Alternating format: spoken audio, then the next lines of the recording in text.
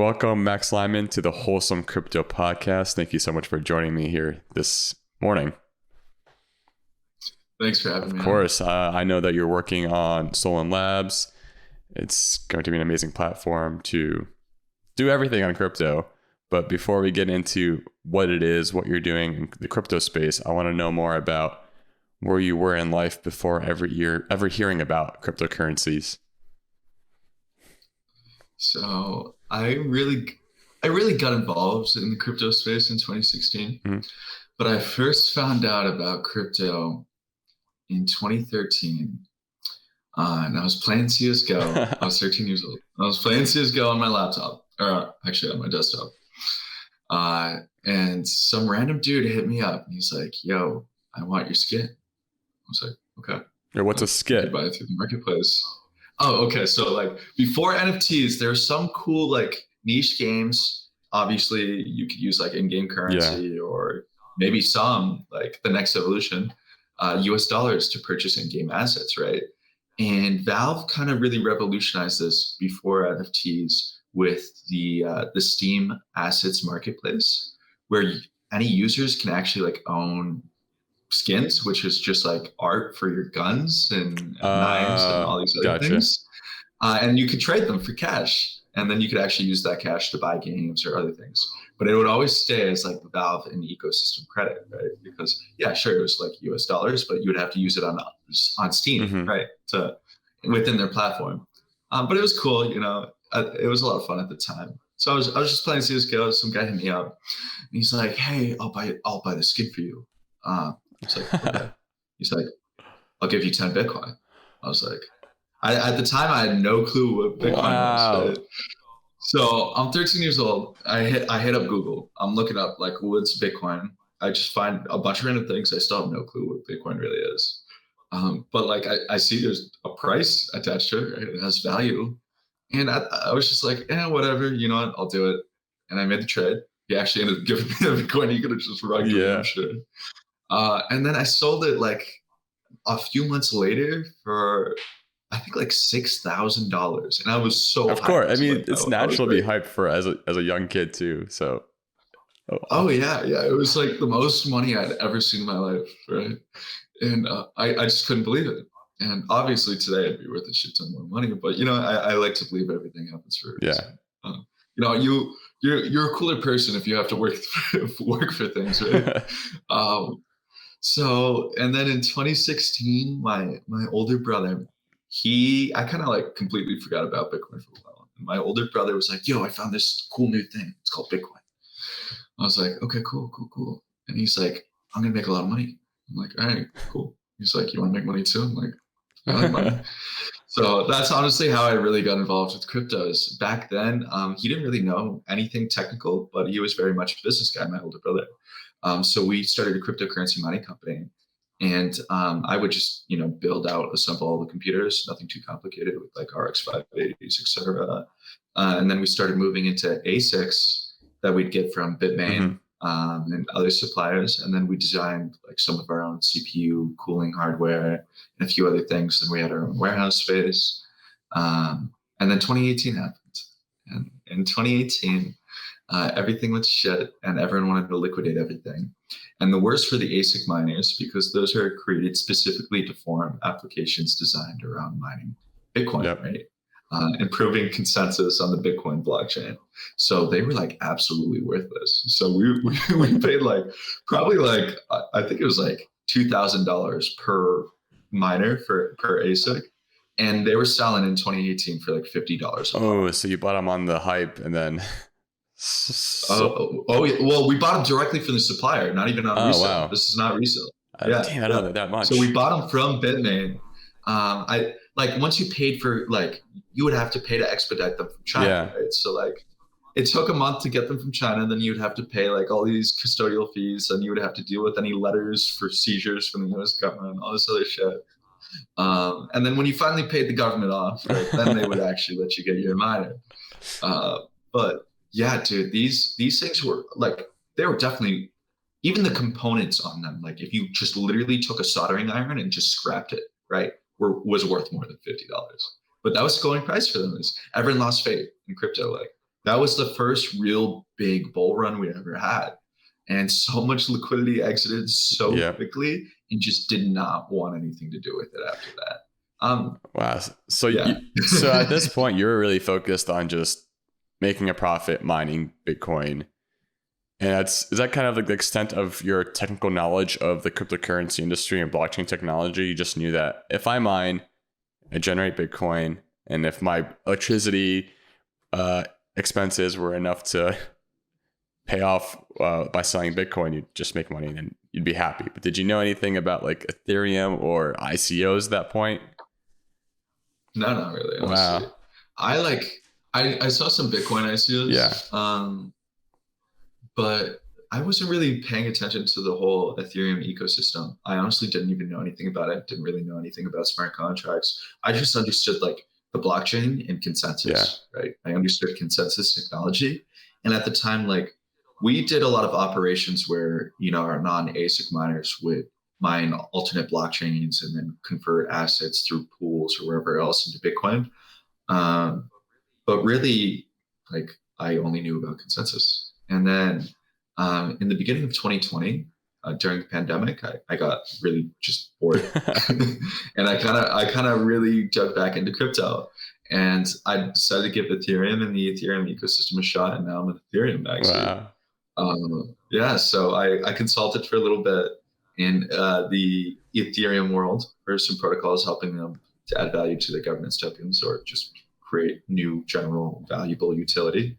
And then worked for the government for a little bit. And I started Solon with that. So then, what did you complete university or college? So actually, I'm in school right now. I go to Northeastern University, Nice.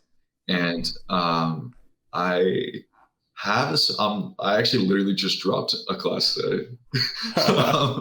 But it's hard, dude. Like a full class load and working full time at the same Yeah, time, it's not easy. and managing people at the same time, right?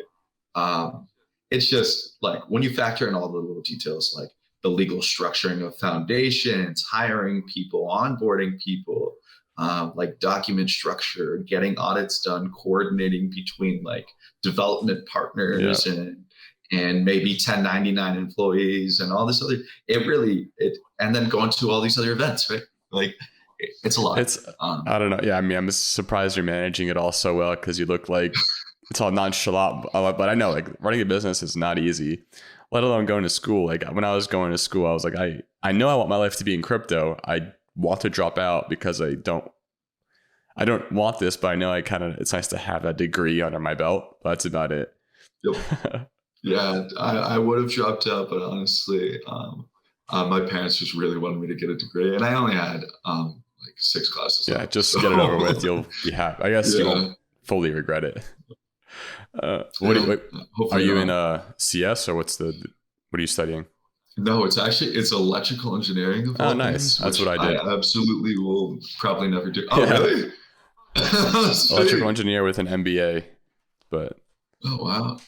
Yeah, I'm just electrical engineering, and I'll probably never do anything with the degree. yeah. Well, that's the thing. Like people just want the engineering mindset in their in their structure, like company. If you're working at Solon Labs and you tell them you're an engineer, like, oh, okay, like great, like, but everything you learn is because you're working so hard to make a company and you're going through all this experience of like suffering and figuring it out on your own. That's where you're really learning everything. Yeah, that's where you really learn. So yeah, it's the pain that really keeps you up at night. That's what the memories. Yeah. So then, how did you meet your co-founder Ben to start Solon Labs? So I worked at a military contractor called Viking Detection in Burlington, Mass. And while I was there, Ben was actually an intern originally. And I first met Ben when he was 15. Maybe he was 16. I think he was 15. But yeah. So they're actually willing to pay for his college tuition if he would stay and work there. So instead I was like, Ben, he was completely self-taught programmer. I kind of got him into the whole crypto world, sent him some white papers. He was hooked. And he taught himself Solidity. And then I was like, hey, Ben, let's go, let's leave, let's start this. And he left. We started Solon, and then he dropped out of high school. Oh, wow. Dropped out of high school. Congrats, Yeah. Ben. Yeah. Man. So then when you were, I guess you said you kind of influenced Ben into the crypto ecosystem, but what really triggered you to, other than the money, and what about Ethereum really triggered you to say, this is here to stay? This is something where I can build a future in. And obviously your entire career paths. What really gave that? What was that moment where you were like, this is why I need to stay here? So the money definitely brought me into the space in the first place. But what's kept me here has absolutely been the technology. Like I have never lost faith. And for me, for the first time in history, this is an actual system where we can rely on decentralization, right? Like we have all these like proposed economic structures and systems like communism, socialism, blah, blah, blah, capitalism, Yeah. right? Whatever it is, right? But there's always corruption somewhere in every system. You can never trust the individual. Human beings are naturally selfish. And it's the idea of, hey, for the first time, we can actually design a system around the idea that people will always likely do what's in their best interest, right? Always assume the worst case scenario. And that's why I love decentralization, because for over 1 billion people all over the world who deal with insane levels of corruption and inflation, like my favorite example to give is Nigeria, because over 200 million people live there. And the government said a snake ate $2 billion in taxpayer money. Right? Obviously didn't happen. And a monkey stole another 1 billion. And during COVID, when people were protesting over SARS, which is kind of like their equivalent of police brutality, they would just freeze people's bank accounts, and they were just fucked, right? Like the average GDP per capita there is only a few $1,000s. You freeze their bank account, you have access to no money. Your inflation is 80% over a period of 8 years. You can't even make money fast enough to keep up with the rate of inflation. Wow. And then your government freezes all your money, and you can't even afford to feed your families, right? So at the end of the day, this, for the first time in history, creates an alternate route for these people where they don't have to trust their governments. They can be their own custodians. They don't need to trust any bank, right? And on top of that, they can keep all their assets in something stable like US dollar coin, right? They don't need to even trust their local currency, and nor should they have to, right? Like people should always do what's in their best interest. They should. People should do what's in their best interest, right? And systems should be designed to enable people to actually do what's in their best interest and not have these like overhead restrictions just because of the area of the world they're located in. Exactly. And that's why I love decentralization and blockchain and Ethereum. Exactly. And that's like one thing I've learned about being in the blockchain industry is, like you said, people are always doing what's in their best interest. We would hope that they do things for the greater good so that everybody wins. But yeah, people are people. They're going to do what's best for themselves. Yep. And that's when the game theory comes in play, where acting in your own best interest actually benefits everybody anyways. That's the incentive, is to act in your own best interest and any interest that you have. That way everyone has a piece in the pie where they can actually win. So if you're in Ethereum for just money, you're going to promote Ethereum or any other cryptocurrency that you love to do well because you're invested in it. Or if you're building a project in it, you want that to do well. You're going to build the best project you can so people get onboarded and they talk well about your company. It's always like in your own best interest. That's better for everyone else. And it's so cool to me too that you can just like create anything you can define by code. Yeah. Right? So yeah, I have this decentralized consensus layer, which means no matter what, I can run anything on top of this computer that no one can control, no one can shut down, no one can filter my content, right? So, hey, anything I deploy on this is going to run indefinitely, right? No one will be able to screw around with it. It will do exactly what I have defined it to do. That might not be exactly what I have wished for it to do, right? But it'll do exactly what I defined it to do, right? Defined by code. But you can create all sorts of restrictions, right? So like if I wanted to create a community, right, that was gated by, let's say, how often you trade, right? I could, Yeah. right? I could airdrop an NFT to everyone and make that, enable that access and make a sold out token, right? Or I could create the structure of a DAO and make it so, hey, I only want X people with Y certain things in common to be able to interact or create proposals in the first place, maybe as a way to filter out proposal content, right? Or they need to have at least Y amount of our governance tokens, right? It's just like, these are all very simple things, and they're just editing small little features in current existing systems. But when people like to say words like DAO, they think, oh, it's blah blah blah, decentralized organization, whatever. Like, no, they don't really understand that you can really create like any sort of configuration you could possibly dream of. Right? You can make it so every single person that holds has to 100% agree to everything, right? And you can make it so only one person could ever create a proposal. You can make it so anyone can create a proposal, right? You can make it so everyone in the world is airdropped one share and it's diluted every day, right? Like, It's you can do whatever you That's want. a beautiful thing. It's just, it is. It really is. And I'm glad you're taking that. I'm glad you're seeing that creativity, because it is as creative as you can get. There is no limit. And I'm glad you're experiencing that. And I wanted to go back a little bit on how you're referencing like Nigeria as a country that you can't trust your own government to let you keep your funds no matter what. And especially when I explain to like cryptocurrencies and Bitcoin and Ethereum and blockchain to people in the States, it's kind of like why? Like my money is safe, my money is stable. Like, what do I need an unstable, volatile asset for? I don't really understand.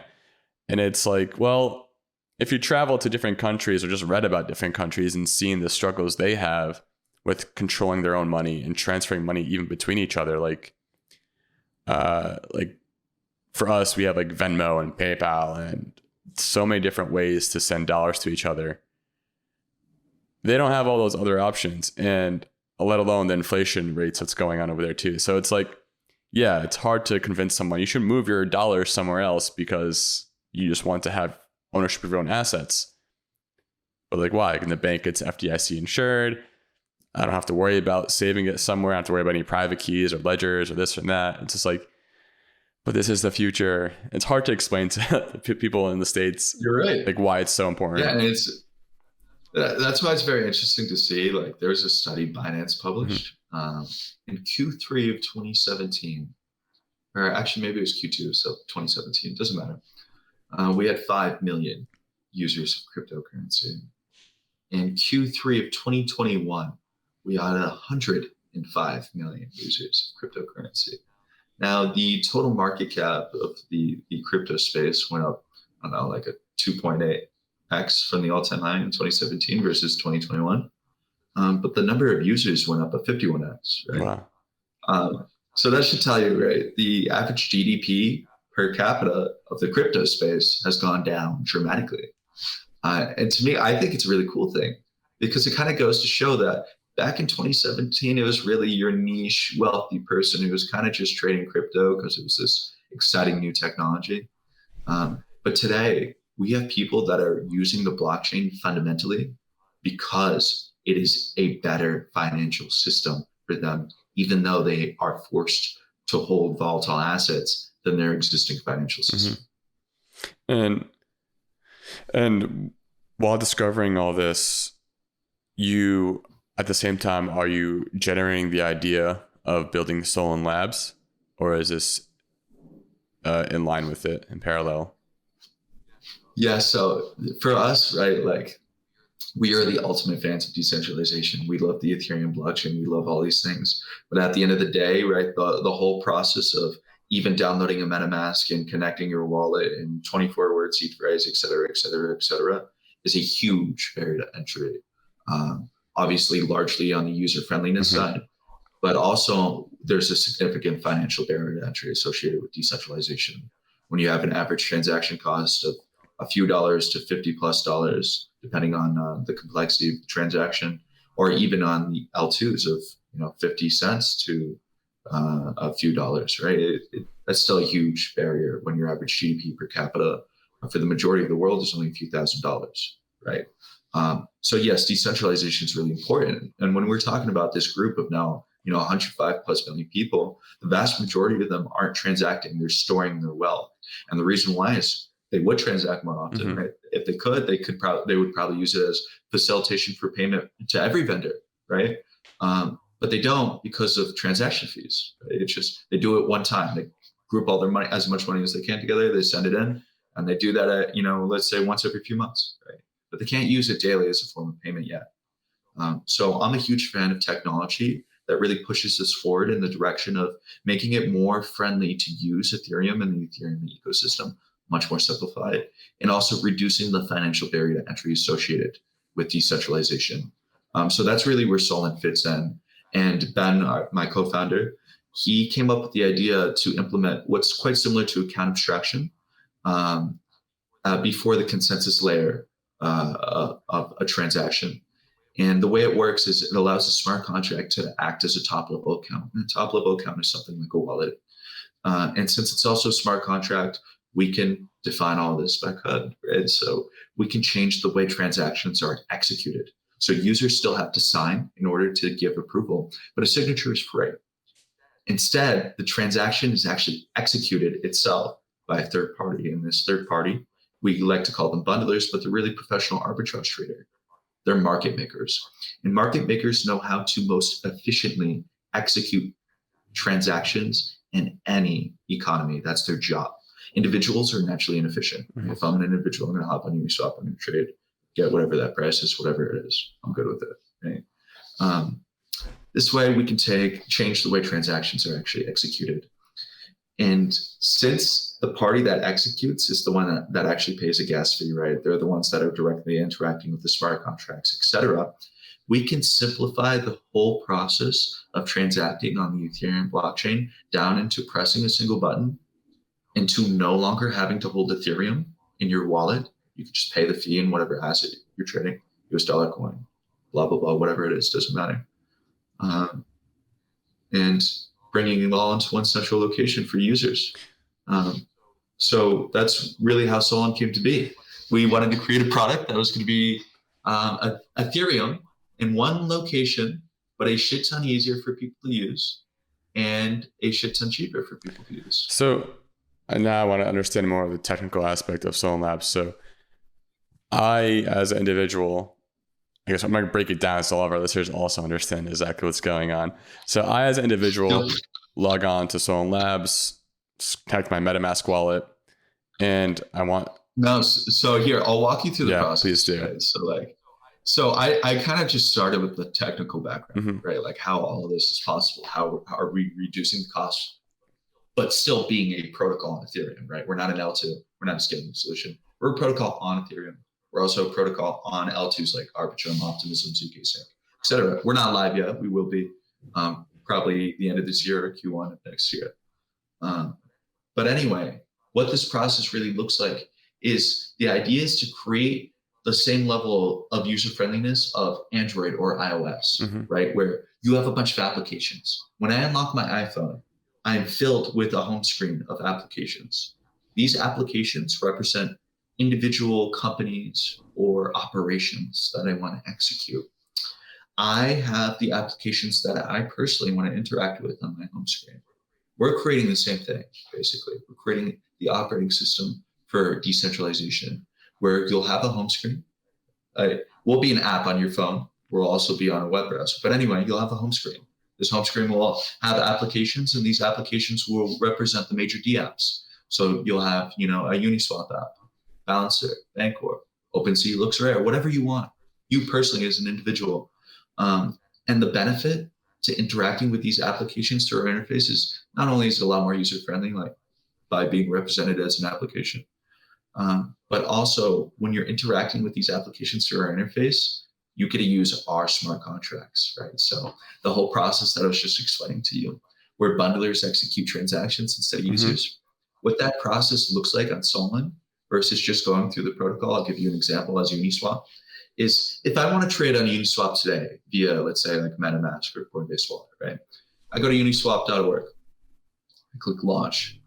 I'm now in their decentralized exchange. Then I have to connect my wallet, either MetaMask or Coinbase Wallet. The next thing I do is select the assets I want to swap. Let's say I'm swapping Shiba Inu token for US dollar coin. I first select Shiba Inu token, type in the quantity. Then I select US dollar coin. The second box will automatically populate with the amount of US dollar coin I'll receive for swapping. I then press the button below. This first transaction will approve a token transfer from the Shiba Inu token smart contract. Then I have to do another one to interact with Uniswap smart contract with their liquidity pool. And then finally, I submit a transaction where I pay another fee in Ethereum to swap my Shiba Inu token for US dollar coin, and now I've received US dollar coin. It's a complicated process. There's a lot of steps. It's nowhere near user-friendly. But Uniswap is the largest DeFi protocol because they are the most user-friendly.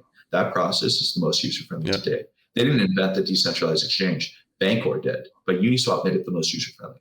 Right? So what that process looks like on Solon instead is I click the Uniswap application. My wallet's already automatically connected. I then select whatever asset I want to swap, Shiba Inu token. I type in the quantity. It'll automatically, then I select my next asset, US dollar coin. It'll automatically populate with the quantity, unless I want to do a limit order. I can also do a limit order if I want. And then I edit the US dollar coin field. Anyway, and then I press swap, and that's it. That's the whole process. And I just pay a fee in either US dollar coin or Shiba Inu token. I don't even need to hold Ethereum. And the transaction's cheaper because we bundle together transactions to reduce costs. So then there has to be, though, a liquidity or R provider that would allow you to swap Shiba Inu for whatever gas prices they need to pay for, right? Like, I understand it's gas.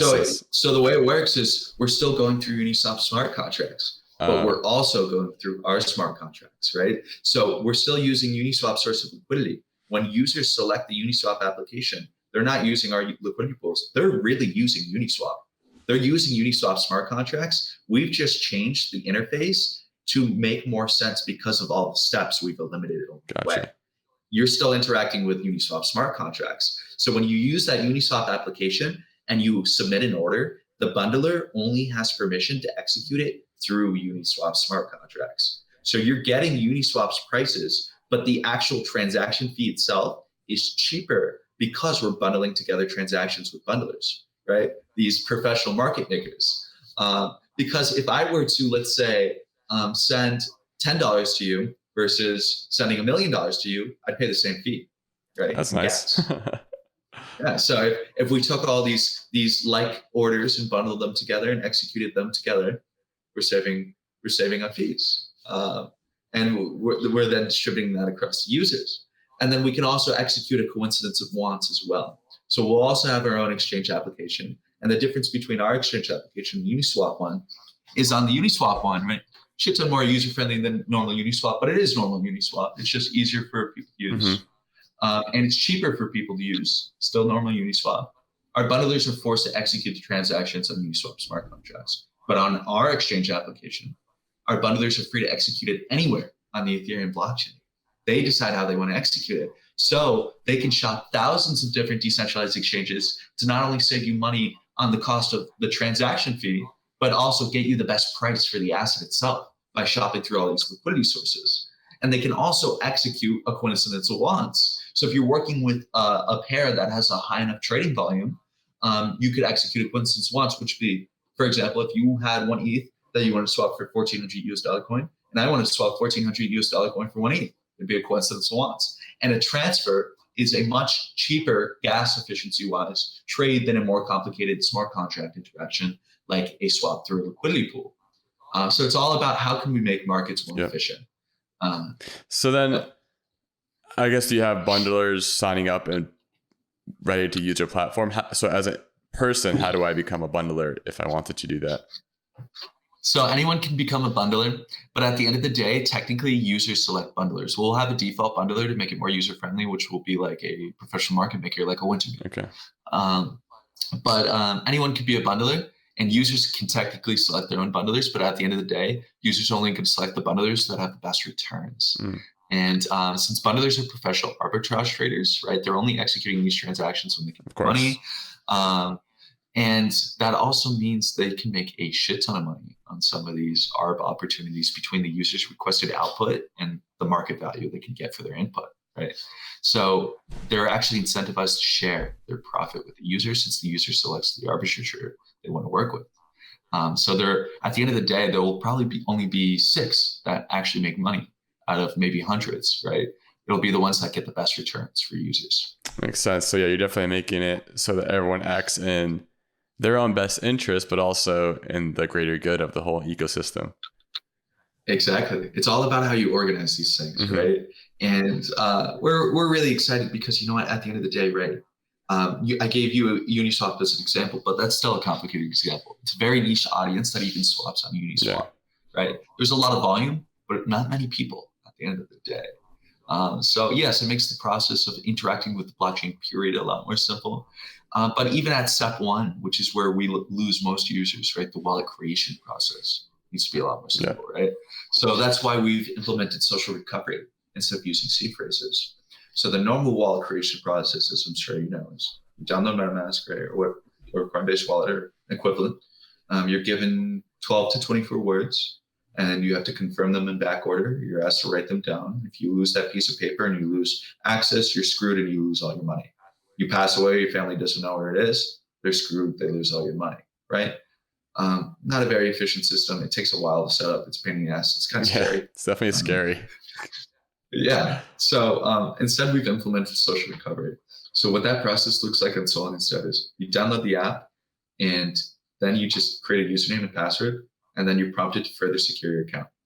So if you want to further secure your account, then you select what's known as guardian addresses. And guardian addresses are just other wallet addresses you trust, friends, family, addresses you own. Anyway, those addresses can initiate what's known as the social recovery process. So let's say you lose access to your wallet. You don't have any words or seed phrase or anything. You don't need to know any of that. You lose access to your wallet. You call up mom, you call up dad, say, hey guys, I lost access. Do you just mind initiating the recovery process real quick? They just click a button. Okay, yeah, no problem. Boom, you just regained access to your wallet. How do you regain access? Is it just you get the recovery code? The majority of guardians have to initiate the recovery process. But how does that actually work? Do I get like the recovery phrase, the 24 seed phrase? Does it pop up for them? They just give it back to me, or is it? So I would comment, but I'm not the technical person, right? I'm the CEO, and Ben can tell you exactly how it works. But there's like plenty of papers about social recovery, and it's all like open source work at this point. Yeah, we created some of our own contracts, but we're not making the social recovery process itself different. It's the same process as whatever's normal. But the really cool thing that Ben also implemented was, obviously people get hacked in the space all the time, right? When people lose control over the wallets, they usually lose 100% of their assets. So Ben came up with this idea that every wallet that's created, there's also a smart contract wallet called the Vault created with it. And this smart contract wallet has the wallet itself is also a smart contract wallet, but another smart contract wallet. This wallet has a time lock. And we haven't decided if we want the users to decide how long we want that to be, if we're going to have a default one. But for this example, let's say it's 3 days, right? So the users have this vault that come with their wallet that they're prompted to store the majority of their wealth in, whatever they don't want to be liquid, right? Whatever I'm not using, back and forth, volume applies. So 95% of your wealth, or 90+% of your wealth, should really be in there, stored in there. And let's say the time lock for this is 3 days, right? So malicious party takes over my wallet somehow. They drain everything in there instantly. They then try to drain what's in my vault. They initiate a transaction to drain what's in my vault, but it's going to take 3 days. Or I don't know why I held up 5 fingers, but it's going to take 3 days for that transaction to actually go through. So in those 3 days, I can initiate the social recovery process, regain control of the wallet, and cancel the transaction, and create a new wallet. So then, and save the majority of my assets. So then, it's interesting because I'm wondering if there's gonna be a battle for that wallet after you get that social recovery. Oh, I'm sure there will be, right? So I was thinking about that recently. I haven't asked Ben exactly how that's going to work. I'm sure Ben has some sort of idea. But yeah, in theory, right? The malicious party and you could just be going head to head for like weeks, right, or months, whenever they want to quit. But at the same time, you got to keep in mind most of these malicious actors are bots, and they're not going to be interacting with separate smart contracts, right? It's only going to be the few individual malicious actors. No one's creating a custom bot for our interface, at least at this point in time, right? It could be in the future, obviously. But anyway, at this point in time, any malicious actor that's going to be at the level where they're going to know how to drain your smart contract, well, it's going to be an individual. And then I guess it would be a battle of attrition, right? Like, I mean, if you make your time periods nice and long, like let's say a week, you only got to check on that once every week, see if they fought you back. Yeah. But I don't know, to be honest with you. I definitely got to ask about it. That's a good one. Yeah. It's great. Yeah. I'm curious to see how it's going to work, because I think you're also bringing new ideas of how to use, like, I guess that's what innovation is, using current technology with a little bit of a spin and creating a whole new path and flow of how to use an entire ecosystem. So that's exciting. And I'm excited. Exactly. For you guys. It's all about how we structure these things. Exactly. Right? Now, as CEO and working, in Solon Labs, going to school, and also making your own money somehow, how do you like take time for yourself to just step away from crypto or just relax? Or do you even do that because you're just so obsessed you don't even care? Like, what do you do for your own mental health? So, like, actually, I'm fortunate. My little brother also goes to Northeastern. He's a good friend of mine. Thankfully, I'm friends with all my brothers. But anyway, we work out every other day. I wake up every day at 6:30. We work out every other day at 6:30. And he's like a 5-minute walk away. He'll come to my place to work here. And then, on the weekends, college kid, I've got like 2 other friends. We'll usually do like barbecue or something. Maybe we'll go out to Fenway because, Fenway's great, Boston area. But you got to take some time to yourself always. Because if you don't, you're going to go crazy at some point. It's hard, man. It's a 24/7 industry, and you can always go on your Twitter or Discord and just find a message to respond to. Yep. So how many more, you said you have 6 more classes up, so you'll be graduated by next year, hopefully? Actually, I have 4 classes. Okay. Awesome. So I'll be graduated in the spring. Awesome. That's exciting. I'm excited for you. So then hopefully by that time, Solon Labs will be fully launched, working. But do you have any like roadmap plan of where to take it after this first step? Like, are you ready for the next steps already? Or are you just like, let's get through this phase? CEO, it's funny you say the CEO mindset. Because it's very much like, let's get this product to market, right? But we do kind of have the next phase in mind. And that's we plan on launching the product first and then really refining the product based on any analytics and user data we can pull for like probably a few months, I would say. And then once we feel like we have an extremely high retention rate, then we'll finally deploy our DAO and do our public sale and our governance token. Gotcha. Nice. Yeah, it's a pretty popular move nowadays too, of how to actually start the DAO. Yeah, you might think people, but at the end of the day, right, I might think I've created the world's most user-friendly Web3 product, but it might not be. Right? Yeah, I mean, this industry moves so fast. Tomorrow, someone come out, just launch this thing out of nowhere, and exactly. Well, yeah. Speaking about that, like being in the industry for a few years now, what crypto pet peeve do you have? So I kind of have become very involved in the crypto Twitter NFT space, just because the normal crypto chat space, mainly on Telegrams and things like that, those people sometimes really get to me. Like, no one ever really gets to me, but I'm just like, bro, like, why are you talking like this? I don't really want to be in this chat right now. Well, like NFT Twitter's all like good vibes and GMs and sunshine and rainbows, which, some people don't like that shit, but at least everyone's nice. Everyone's on a good vibe. Everyone's excited about the space. But then you get into like these crypto chats with Bitcoin maxis, and they're just like, and if you don't believe in Bitcoin, you're fucking like blah, blah, blah, blah, blah. I'm like, bro, I don't need this shit in my life. Yeah, it's so sad because like I love Bitcoin as Bitcoin, but there's then maxis in every industry. Is Bitcoin maxis, ETH maxis, Oh, yeah. Cardano maxis, like Solana maxis. Any maxi in my mind is like, just stop. It doesn't, you don't have to be so extreme. Like, extremism is what's turning this world upside down. Most people are on like the same page where we're just trying to figure out this technology, work with different blockchains, because I mean, obviously we think Ethereum is going to be the number one, or Bitcoin's going to be number one, or whatever is going to be number one, but there's always going to be multiple blockchains. Human beings are not very good at agreeing on one protocol or agreeing on one blockchain. We're going to disagree and think what's better is. Yeah, even if it has one user, there will always be someone.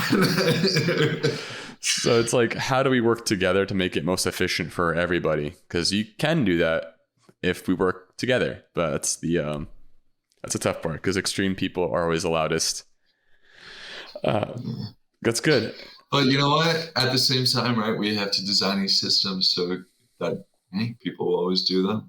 Extreme people will always want to do extreme shit. It is what it is. It's society. Right? Exactly. And so your hoodie has an address on it. So is this the community that you're representing and loving? So this is the smart contract address for the Adidas NFT for their minting contract. And then they partnered with, this is G Money's logo. He's a famous crypto punk. This is the Bordy Bianca, Punk's Comics, and then obviously the Adidas logo. Nice. Going off that route, I want to know also, what is your favorite wholesome crypto moment? Being in so many communities, bringing company together, this industry, there's got to be some moment in your life where you're like, that felt good to be a part of or witness. So I was in this Discord one time, for Deadheads, and this was an NFT project which at the time really blew up. Didn't last the hype didn't last very long, but it was pretty big. This was July or June of 2021. Mm-hmm. So this was very early onto the NFT Bowl, one of the very first NFT Bowl projects. This is like 2 months after the Bordy Bianca, right? And I was in this Discord, and Gary Vee had discovered it. I was a moderator in this Discord. I had known these guys from the last project. Awesome. They did artificial intelligence art, and that's where I found them. And then I was like, hey, you guys should make a Discord, blah blah blah. And then they did another NFT project, and they asked me if I would help them out, and I volunteered to. Project blew up. Gary Vee got involved. Blah blah blah. People were pouring in, and there was this one guy who popped into the chat and was just like, hey guys, like I accidentally just sold my NFT he sold it for like 0.05 ETH. And at the time, it was unrevealed. At the time, the floor was 0.5. So he fat fingered it. Right? Yeah. And, I was like, well, he could have maybe sold it to himself. Maybe he's trying to you always have to assume the worst case scenario, right? Like there are all sorts of crazy people. There was this one guy, Bob Amore. And he was like, you know what? I even talked to him about it. He's like, you know what? Yeah, he could have been malicious, whatever. It doesn't matter. But you know what? At the end of the day, like, I understand how bad that dude must feel if obviously that actually happened. Like, because this good, and then after he bought this guy, Bob, by the way, he bought him one and he just sent it to him. No questions asked. And then the guy after was like, hey, I think he had multiple sclerosis or something. And he's like, and he absolutely just fat fingered it because of his disease, right? Like he it's hard for him to control his muscles. So that was just like a really cool moment. And it's been really cool to be in Web3 in general. Like I've seen all sorts of cool moments. I've seen like hundreds of thousands of dollars in stolen items recovered from scammers. Mm-hmm. People are great. You see really cool things in this space. I know. I wish we talked more about that, right? Like we see tons of scammers. The scammers are making headlines, but then like I think one recent one that I saw that was kind of wholesome was the issue where BitBoy was suing the YouTuber, I forgot his name. I know exactly what you're talking about. But he was like suing a YouTuber for like calling BitBoy out. I saw the guy's thread about the lawsuit, his response. And then Kobe came out of nowhere. I was like, all right, here's like money to help pay for your lawsuit. And then BitBoy retracted his lawsuit because he even said, oh, because Kobe's giving him money. Like that's kind of like now that he has support, you're like that's like a system where like the community really came in to support someone who's just using his platform to like show what he's recognizing that's what's happening in the ecosystem is someone's doing some kind of, I guess, trying just to make money in the ecosystem. Like that's what Bitcoin was doing, just working for his advertisers. And yeah, it's transparency, right? Like they're pushing this ethos, this envelope of decentralization. Exactly. Right.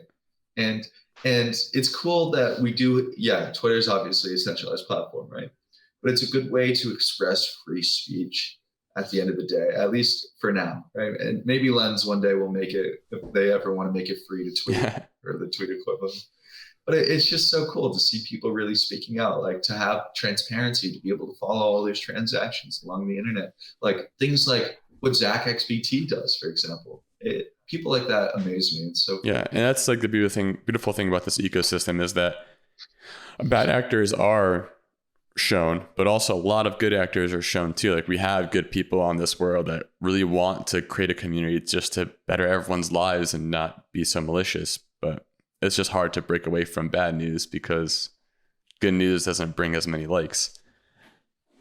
That is for sure. Well, thank you again, Max, for being on the show. I'm like super excited for you. I'm super excited for you and Ben to create Solon Labs and launch it. I'm in the Boston area, so we'll definitely see more of each other. But thanks again, man. Thanks for having me, Rudy. Have a great day. You too.